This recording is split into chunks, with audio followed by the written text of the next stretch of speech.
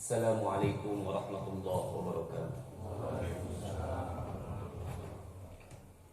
Allahu Akbar, Allahu Akbar, Allahu Akbar, Allahu Akbar, Allahu Akbar, Allahu Akbar, Allahu Akbar, Allahu Akbar, Allahu Akbar. Allahu Akbar kabira walhamdulillahi katsira wa subhanallahi bukratan wa asila. La ilaha illallah wahdahu sadaqa wa'dah wa nasara 'abdah wa 'azza jundahu wa hazama al-ahzab wahdah. La ilaha illallah wallahu akbar, Allahu akbar walillahil hamd. Alhamdulillahilladzi khalaqaz zamani wa faddala ba'dahu 'ala ba'di fa khadda ba'du asy-syuhuri wal ayyam والليالي بمزايا وفضائل يعظم فيها الأجر والحسنات. أشهد أن لا إله إلا الله وحده لا شريك له وأشهد أن سيدنا محمدا عبده ورسوله الداعي بقوله وفعله إلى الرشاد. اللهم صل وسلم على عبدك ورسولك سيدنا محمد وعلى آله وأصحابه هداة الأنام في أنحاء البلاد. أما بعد فيا أيها الناس اتقوا الله حق تقاته ولا تموتن إلا وأنتم مسلمون. فقد قال الله تعالى في القرآن الكريم: أعوذ بالله من الشيطان الرجيم بسم الله الرحمن الرحيم.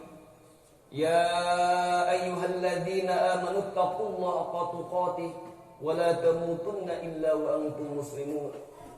وقال أيضا: إنا أعطيناك الكوثر فصل لربك وانحر إن شانئك هو الأبتر. صدق الله العظيم وصدق رسول الكريم ونحن على ذلك من الشاهدين والشاكرين walhamdulillahi rabbil alamin.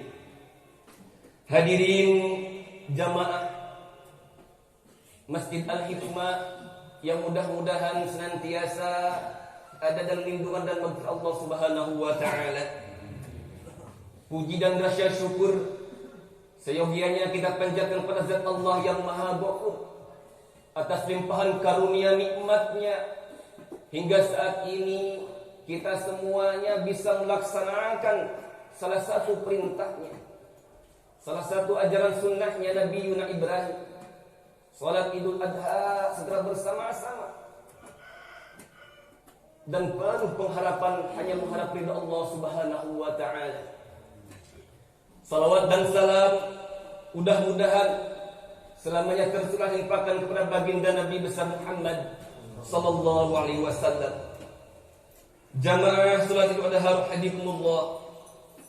Hari raya kurban atau biasa kita sebut dengan Idul Adha ini yang kita peringati setiap tahunnya tak bisa terlepas dari kisah Nabi Ibrahim sebagaimana terekam dalam surah As-Saffat ayat 99 hingga 111. Meskipun praktek kurban sebenarnya sudah dilaksanakan oleh putra Nabi Adam alaihissalam, yaitu Kabil dan Habil. Diceritakan kala itu bahwa kurban yang diterima adalah kurbannya Habil. Itu pun bukan daging atau darah yang Allah terima, namun ketulusan hati dan ketakwaan dari sang pemberi kurban. Hal ini Allah tegaskan dalam Al-Quran surat Al-Hajj. A'udzu billahi minasyaitonir rajim. La yanallaha la luhumuha wala dima'uha walakinna yanaluhu taqwa minkum. Daging-daging unta dan darahnya itu sekali-kali tidak akan mencapai keridhaan Allah, tetapi ketakwaan dari kamulah yang dapat mencapainya. Quran surah Al-Hajj ayat 37. Hadirin sidang jamaah Idul Adha yang dimuliakan Allah Subhanahu wa taala. Kendati sejarah kurban sudah berlangsung sejak generasi pertama umat manusia, namun syarat ibadah kurban ini dimulai dari cerita perintah Allah kepada Nabi Ibrahim untuk menyembelih anaknya, anak kesayangannya, Ismail alaihissalam. Seorang anak yang ia idam-idamkan bertahun-tahun dari seorang istri yang Allah uji tidak memiliki seorang anak. Dalam surah As-Saffat dijelaskan, A'udzu billahi minasy syaithanir rajim. Wa qala inni dzahibun ila rabbi sayahdin.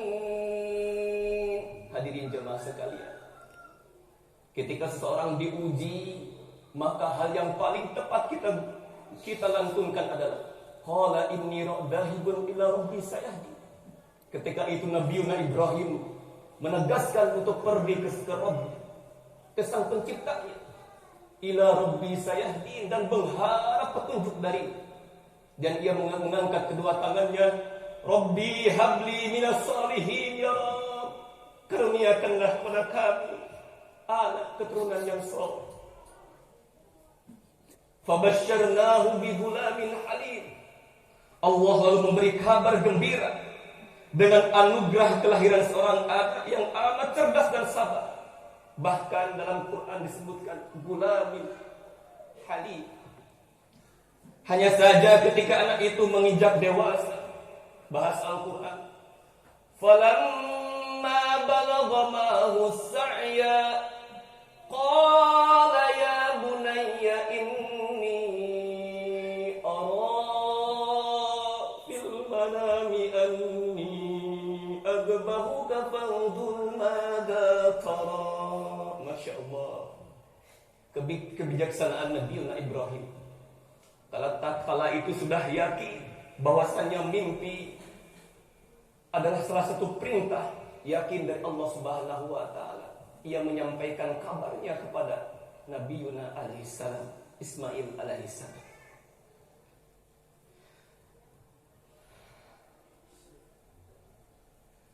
Wahai anakku Ismail, dalam tidur aku bermimpi berupa wahyu dari Allah yang meminta aku menyembelihmu. Bagaimana pendapatmu, nak? Ini salah satu contoh kebijaksanaan seorang ayah. Tidak mentang-mentang jadi seorang pemimpin, memerintah kepada seorang anak tanpa alasan. Fandur madza tara. Bagaimana pendapatmu, nak? Nabi Yuna Ismail alaihissalam, qala ya bunay, qala ya abati fa'al. Wahai ayahandaku tercinta, wahai bapa, laksanakan ma tu'mar.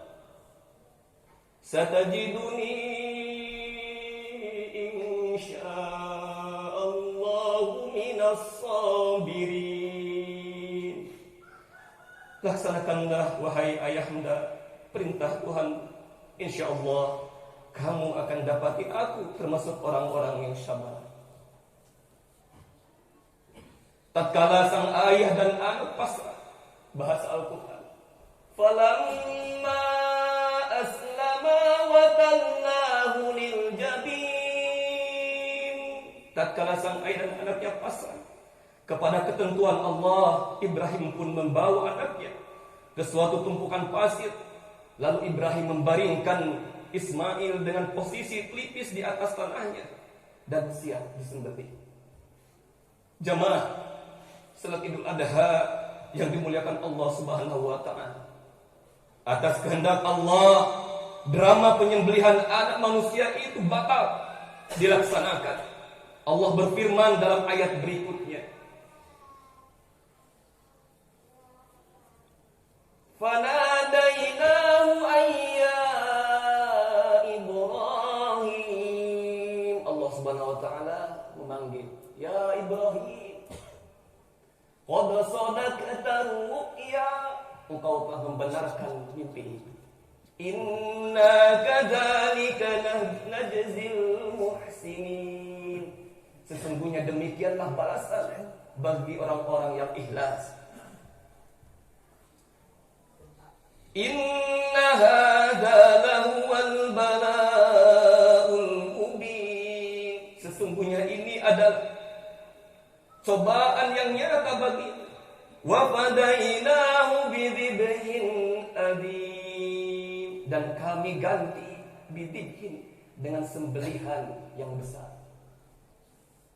Sebagian cerita menceritakan bahwasannya yang menggantikan posisi Nabi Ismail adalah gibas yang didatangkan Allah dari surga, dan yang mana itu adalah kurbannya Nabi Habil, putra Nabi Adam alaihissalam. Wallahu a'lam. Wa tarakna 'alaihi fil akhirin. Dan kami abadikan untuk Ibrahim pujian yang baik di kalangan orang-orang yang datang kemudian. Salamun ala Ibrahim. Kesejahteraan dilimpahkan atas Ibrahim. Kadzalika najzil muhsinin. Demikianlah kami memberi balasan kepada orang-orang yang berbuat kebaikan. Innahu min ibadinal mu'minin. Sesungguhnya ia termasuk hamba-hamba kami yang beriman. Jamaah salat Idul Adha yang dirahmati Allah Subhanahu wa taala. Ibadah kurban tahunan ini yang umat Islam laksanakan adalah bentuk iktibar atau pengambilan pelajaran dari kisah tersebut. Setidaknya ada 3 pesan yang bisa kita tarik dari kisah tentang Nabi Ibrahim dan Nabi Ismail alaihissalam serta ritual penyembelihan hewan kurban secara umum. Yang pertama tentunya tentang totalitas kepatuhan, ketakwaan kepada Allah Subhanahu wa taala. Nabi Ibrahim yang mendapat julukan Khalilullah, kekasih Allah, mendapat ujian berat pada saat rasa bahagianya meluap-luap. Dikaruniakan seorang anak. Tapi tatkala itu juga Allah seolah hendak memerintahkan untuk menyembelihnya. Ini gambaran Allah seolah hendak mengingatkan kepada Nabi Ibrahim bahwa anak hanyalah titipan semata. Anak kita adalah titipan semata. Anak betapapun mahalnya kita menilai, tidak boleh sampai melengahkan kita bahwa hanya Allah lah tujuan akhir dari rasa cinta dan ketaatan kita. Nabi Ibrahim lolos dari ujian ini. Ia membuktikan bahwa dirinya sanggup mengalahkan egonya untuk tujuan mempertahankan nilai-nilai ilahiyah dengan penuh ketulusan, ketakwaan, dan Nabi Ibrahim menapati jalan pendekatan diri pada Allah Subhanahu wa taala. Sebagaimana makna kurban, yakni pendekatan diri. Sementara Nabi Ismail meski usianya sudah belia, masih belia, mampu membuktikan bahwa dirinya sebagai anak yang berbakti kepada orang tuanya dan juga patuh kepada perintah Tuhannya. Yang menarik, ayahnya menyampaikan perintah tersebut dengan memohon pendapatnya terlebih dahulu dengan tutur kata yang halus tanpa unsur paksaan atas dasar kesalehan dan kesabaran yang ia miliki. Jamaah salat Idul Adha yang dirahmati Allah Subhanahu wa taala. Pelajaran kedua adalah tentang kemuliaan manusia. Walau bagaimanapun manusia itu mulia. Dalam kisah itu, di satu sisi kita diingatkan untuk jangan menganggap mahal sesuatu bila itu mempertahankan nilai-nilai ketuhanan.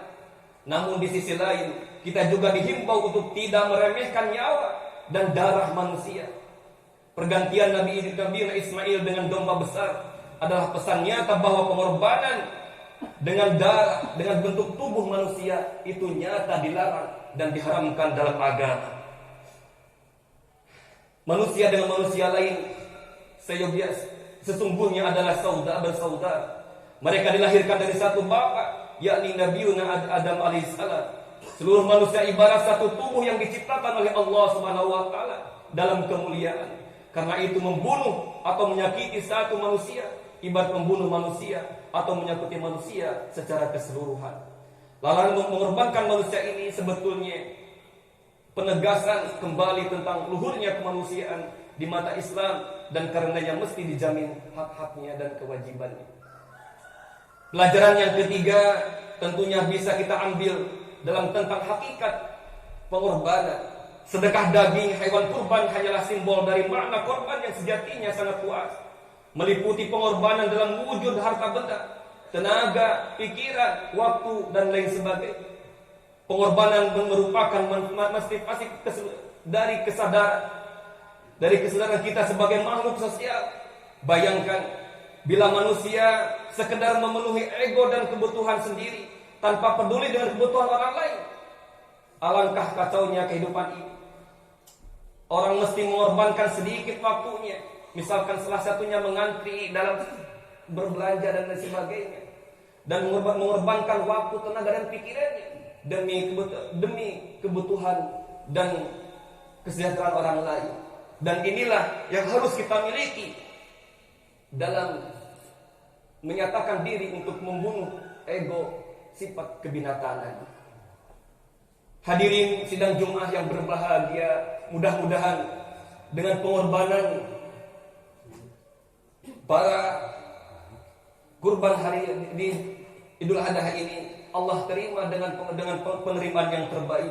Dan mudah-mudahan bagi jamaah sekalian yang belum diberikan kemampuan, terketuk hatinya, tapi sudah memiliki kekayaan, mudah-mudahan dibukakan oleh Allah di tahun yang akan datang mampu berkorban. Karena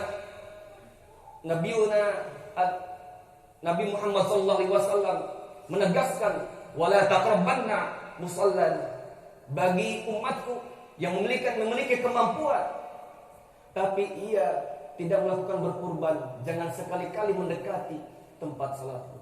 Na'udzubillah, summa na'udzubillah. Barakallahu li wa lakum fil Qur'anil azim wa nafa'ani wa iyyakum bima fihi minal ayati wa dzikril hakim wa taqabbal minkum tilawatahu innahu was-sami'ul 'alim. Wa qul rabbighfir warham wa anta khairur rahimin.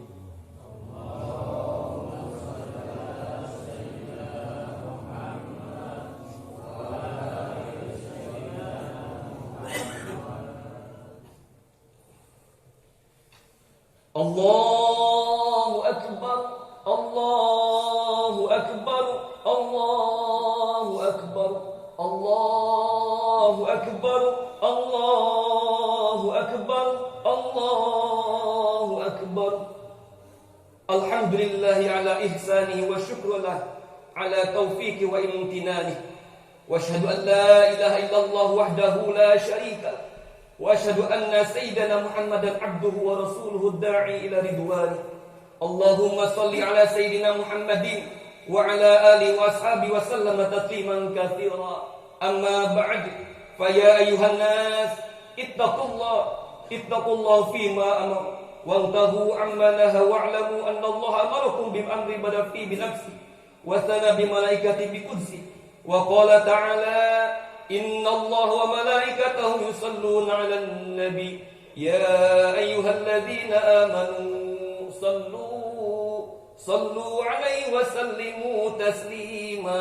اللهم صل على سيدنا محمد صلى الله عليه وسلم وعلى آل سيدنا محمد وعلى أنبيائك ورسولك وملائكة المقربين. وارض اللهم عن الخلفاء الراشدين أبي بكر وعمر وعثمان وعلي والباقية الصحابة وتابع التابعين لهم بإحسان إلى يوم الدين. وارض عنا معهم برحمتك يا أرحم الراحمين.